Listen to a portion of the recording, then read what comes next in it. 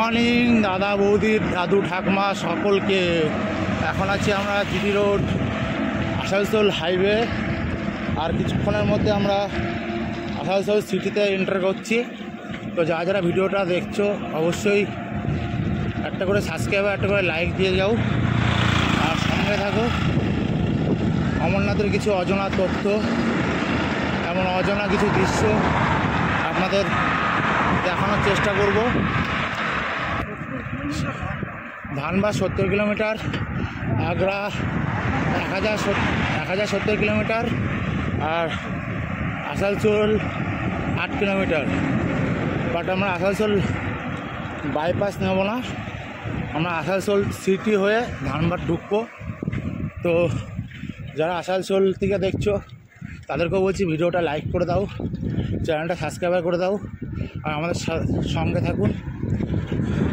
অমরনাথ দেখুন, এমনকি কিছু অজানা তথ্য বা অজানা দৃশ্য উপভোগ করুন। আর কিছুদিন পর থেকে আমরা ব্লগ ভিডিও আপলোড করব।